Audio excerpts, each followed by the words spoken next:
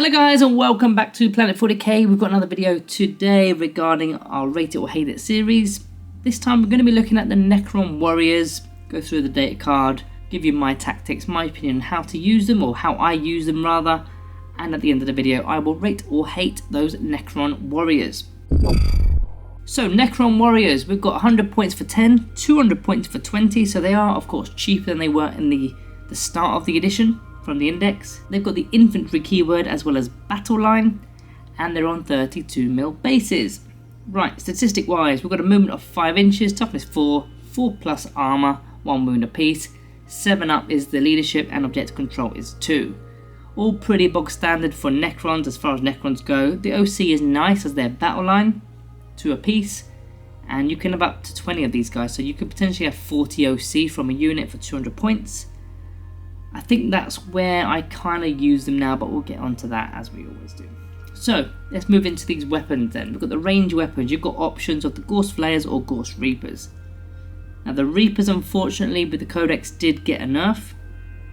So they were the go-to weapon of choice. Now they're a bit more, they're almost even. Let's go through them. So the Gorse Flayer has lethal hits and rapid fire 1. 24-inch range, so it's got the range over the Reapers. You've got 1 shot, although you've got less shots, but you've got the range. Because of course with the Gorse Reapers, even though they've got 2 shots, you can only fire at 12-inch range. So if you're say 20 inches away from your opponent, you're not getting no shots, are you? So 1 attack, unless you're within 12 inches, then you get 2. You're hitting on 4s, strength 4, no AP, 1 damage. I always seem to forget that we've got ballistic skill of a 4+ with warriors. I always seem to think it's a 3+ for some reason, but it is 4s. So yeah, no AP, 1 damage. It's kind of a basic bog standard weapon. It does what it does. Now the Reapers also have lethal hits. 12-inch range with 2 shots, as we mentioned, hitting on 4s. It's strength 4 now. It used to be strength 5. It's now only strength 4, so it's gone down. It's got minus 1 AP, 1 damage. So basically, you're giving up the range for some AP. Giving up range for AP, which they both got lethal. I think at this moment I kind of prefer the Gorse Flayers. I just like having those extra added shots, because if you're within 12-inch range, there's a likelihood of you getting charged, your unit getting charged, which means they're not going to be firing at all. Unless you're doing some sort of Hypercrypt Legion kind of business, Veil of Darkness kind of stuff, unless you're popping in cheap reserves and so on. So yeah, I think I prefer the Gorse Flayers at this moment, but this could all change. And they've also got a melee attack. It's 1 attack each, hitting on 4s, strength 4, no AP, 1 damage. Basically improvised weapons. Garbage. That's not where you want them at all. You don't want them in engagement range. Now their unique ability alongside reanimation protocols is their number is Legion. Again, this has also been nerfed. So this used to be D3 plus 3 return warriors, or D6 if you're not on an objective. It's now you just get to re-roll reanimation protocols. So you're very unlikely to roll a 1 because you'll re-roll it. If you roll a 1 again, I suppose that's really bad luck, but you should be getting a 2 or a 3 from your reanimation protocols every single time, which I think still stinks for their ability. I think they should have kept something better than that. It just seems a bit poor, because these things go down. And warriors go down quite quickly. I'm not a fan of that ability at all. So that is the data card already summed up. So far with this data card, I'm not that impressed with this new version. Now let's get into my tactics for the Necron warriors. What detachment do I use? Or the key detachment, my favourite detachment if I was to use warriors. I think it would be the Hypercrypt Legion. You've also got options for the Awakened Dynasty maybe, but I think I'd go with the Hypercrypt Legion, because I don't think we're about damage with the warriors anymore. We never used to be massively about damage with warriors, but even less so now. The weapons have been nerfed and they're not as resilient as they used to be. They used to have their own, their number is Legion ability, which was better. The Reanimator, the Concept Reanimator used to be better. The Ghost Arc therefore was also better because of their numbers as Legion and all that kind of stuff. Resurrection Orbs were different, and in the index we only had the Awakened Dynasty, so therefore we only had that one detachment, and in that detachment we had the Protocol of Undying Legions, so we were also gaining warriors that way. And a lot of factions used to just simply not be able to defeat 20 Necron warriors. It used to be almost an impossibility in some games. Some games they did go down. It took a fair chunk to do it, because if you time it just right with your Resurrection Orbs and your Reanimator and Undying Legion's Protocol and Ghost Arcs and all that stuff, they pretty much never went down. And also Illumina Zares was another one to -1 to the AP of weapons. But I don't think they're as resilient as they used to be, because their Numbers of Legion has been nerfed. So Hypercrypt Legion is the only detachment that isn't so much about offense. Everything else is about offense. Canoptic Court is re-rolling hit rolls. The Obeisance Phalanx is a +1 to the wound roll. The Awakened Dynasty is a +1 to the hit roll. And what's the other one?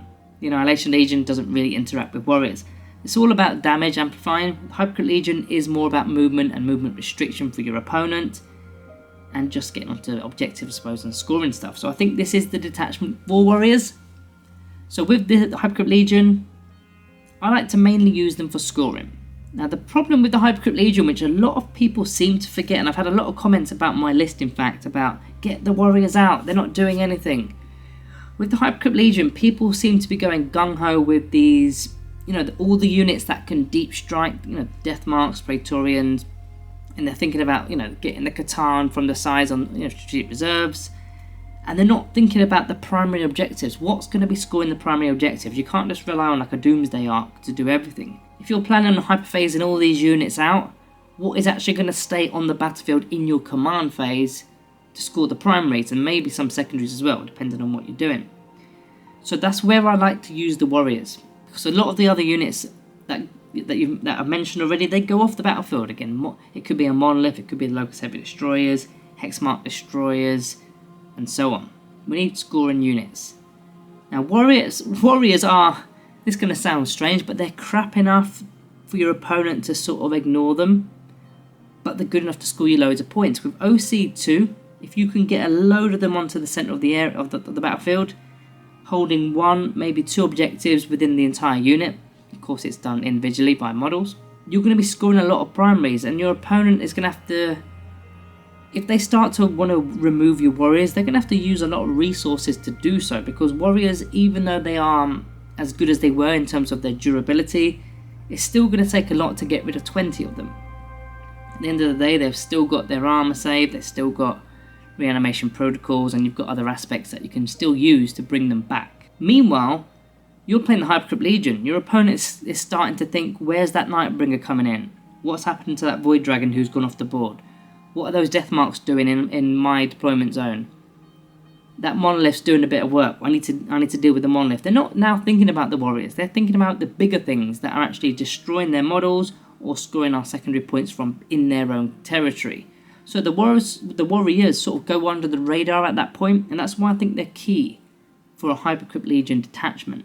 Also, in this detachment, don't forget, if a single warrior gets destroyed, you've got the stratagem, which is called Hyperphasic Recall, to be able to pop them off the board and then put them back within 6 inches of the Necron Monolith, if you've got a Monolith, of course. Now, it is 2 CP, but if you're worried about losing your warrior unit, you can do that as well. Another thing I like to do with them in some games is use the Cosmic Precision Stratagem on the warriors. So yeah, you're bringing them in 3 inches away from enemy models, and then now you might be thinking, why would you do that? You're going to be saving that for your better units. The reason I do it is because this is a 20-man blob. The footprint of a 20-man blob is pretty big. You can separate them all 2 inches apart, as long as they're all within unit currency of at least 2 models. And what this does is it's going to restrict your opponent's movement. If you've literally suffocated them in, you're restricting any movement that they're going to be doing in their turn, and they therefore then have to deal with your warriors. In the meantime, again, the Nightbringer's working its way in, the Canoptic Wraiths are flying on the board, the Immortals are foot slogging across the board with their Tesla carbines, maybe there's a Chronomancer in there or a Plasmancer and so on. You're making your way up the board into the right positions. Your warriors are literally suffocating movement, they have to now deal with them, they don't have a choice. And if you've buffed that warrior unit up, maybe you've put Orokin the Diviner in there for a 4+ invulnerable save, or a Technomancer for a 5+ Fear and Pain save, it makes it even more difficult. Not only that, the warriors could at the same time be doing a secondary objective perhaps. Maybe it's deploy teleport homers, maybe it's cleanse, I don't know. Whatever they've got going off in your cards, whatever you've got going off, they can do that. Or they can just use their Ghost Reapers, if you're taking the Reapers, to do some work, at least make up some of the points that you're going to be losing in the next turn or so. So if you can make up 200 points back, or at least half of it, after suffocating your opponent and forcing your opponent to deal with the warriors, that will be worth it, because you're buying yourself time to get your units up the board. I mean, if you're feeling chancy in your opponent's turn, in their shooting phase, or maybe even the fight phase, if you can get them that far without them all dying, again, you've got that hyperphasic recall stratagem with the monolith to get them back out, but their movement phase is now past, so they're not going to be doing any more movement apart from charging. But there might not be much to charge if your warriors are gone and nothing else is around them, apart from maybe Nightbringers and things like that, which you kind of don't mind if they're in a fight because they'll do the work. So you can use them strategically to restrict movement. So in general usage for the warriors, the weapons are kind of similar to me. It's a flip up a coin which one's the better one now. You're switching out range for AP, both for strength 4, not a big deal. You can use tricks with the Royal Warden perhaps, so that you're always out of engagement range. You're going to be falling back and still firing. I don't think you need that, to be honest, but you've got the option. Some like to use a Chronomancer to be able to fire and move, but I think that's better served on Immortals, especially with the Overlord with the Translocation Shroud, because the Tesla Carbines have the Assault keyword, so you're going to be advancing as well as doing the Chronomancer movement after shooting. Now if you are playing the Awakened Dynasty though, you could still have the Assault keyword on your warriors, I suppose, with the Protocol of Sunstorm. Probably slightly wasteful, you don't necessarily need to do that with them. They can interact with the Obeisance Phalanx if you've got an Overlord attached to the unit. I think Immortals are much better at destroying units. And very similarly, if you're using the Canoptic Court, you can add, you can add a Cryptek within the unit, but again, I think Immortals or even Wraiths at this point are better options. Now they do interact with other units within the Codex, such as the Necron's Ghost Arc, which I'm a massive fan of the Ghost Arc. Long-term followers of this channel will know I love the Ghost Arcs. In 9th edition I was the one that had the Ghost Arc spam list, and I was very successful with it, and I'm looking to try and replicate that for 10th edition. I'm still struggling to find a way to do it, and I think I'm going to need to wait for the errata before I can make any moves on that, because there's still a few things that are problematic with the Ghost Arc. But for example, you can stick 10 Necron Warriors and Orokin the Diviner in a Ghost Arc, and maybe go back to that Hypercrypt Legion. The problem I've got though is, and in fact you guys might be able to help me out with this in the comments, if you've got warriors in a Ghost Arc with, say, Orokin the Diviner, and you're using that Hyperphase ability from the Hypercrypt Legion, does that count as 1 unit, or does that count as 3 units? Because I can't find it anywhere in the book. I've been looking under transports, I've been looking under street reserves, under hyperphasing, under the Hypercrypt Legion detachment rules. I can't seem to find it, so if you do know where it is, let me know. Also, this similar thing with the Cosmic Precision stratagem. Can we throw the Ghost Arc within 3 inches of an enemy unit? It says in the stratagem you can only select 1 Necron's unit, but is it classed as 1 Necron's unit? That's the question. I mean, at first glance you think no, but once you start looking into it a bit more, looking into other factions, I mean, Tyranids have got the Tyrannocyte. I know they've got a stratagem where they can bring in their, it's like a drop pod for Tyranids for putting in infantry or monsters, and it says, you know, 1 Tyranid unit can come in 1 battle round earlier. But of course, a drop pod is going to have units inside, so that isn't 1 unit, is it? So for other factions, it will be classed as 1. Also, another argument is models that are actually embarked in the Ghost Arc aren't technically on the battlefield. So yeah, I think it needs a little bit of an FAQ or something to help me get through that part, or some comments may be able to direct me to somewhere within the rules commentary or just the general core rules. Anyway, I am rambling on, let's get back into this. So we're getting onto the comparison side of this video now, where we're going to compare briefly what other units could do a better job. I think there's quite a few, to be honest. I mean, depends how you look at warriors. I look at them less so for damage dealing now, and more towards being objective holders and even screens or meat shields. So if you're looking at them from a damage point of view, which I don't anymore, Immortals are better, Canoptic Wraiths are better. They're just simply better in all aspects, especially the Wraiths. If you're looking at them from a screening point of view, you could look at the Canoptic Scarabs, The Scabs are 40 points for 3 bases. Now, that's 12 wounds. The Warriors are 20 wounds. The save is obviously slightly different with the 6+ armor save, but it is dirt cheap. It's not 200 points, it's 40 points, but it's not quite covering the same footprint. Yes, it's useful for denying deep strikes and strategic reserve entry, but Warriors literally can clutter the battlefield and of course get onto objectives, which is the third point, objective holding. Now, what is going to compare with Necron Warriors for objective holding? I don't think there's not many units that can get 40 OC. There's not really anything. I mean, you don't necessarily need 40 OC, but you've got to expect and presume that some of your warriors are going to go down. Immortals are 2 OC a man, and they are slightly tougher, so you could put them into the hat there for a comparison. But I don't think much competes with the warriors in terms of pure OC for primary objective holding. It's just a case of the situations, when do we need that much OC? Some games you do, some games you don't. So let's get into the rate it or hate it section of this video. I can guess where a lot of people are going to go with this one. A lot of people would hate it. For me, I don't know if I agree or not. This is one of them ones where I wish there was a middle line between the hate it or rate it. But there isn't. That's what makes these videos different and interesting. I've got to select one or the other. And if I was to select one at this moment in time, I think I have to go with rate it. I like them. I like what they do. For me personally, I don't use them in the way I used to use them in the index. I use them differently now. They are now meat shields to me. Screening units, you might class that as quite expensive. 200 points for a screen.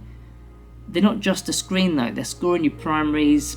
They're still shooting some, fairly decently for what they are, just standard battle line infantry. The OC is there, anti-deep strike, large footprint, can be buffed with leaders. I think they're good. Immortals are of course a better unit, but I believe they've got a different role completely. They used to have, they've always had a different role, but Immortals even more so now have got a completely different role to the Warriors. Immortals are really about the damage now. Warriors aren't. They're about everything else apart from damage. So I'm going to go with rate it for today. But guys, that is it for me today. And I will see you in the next one.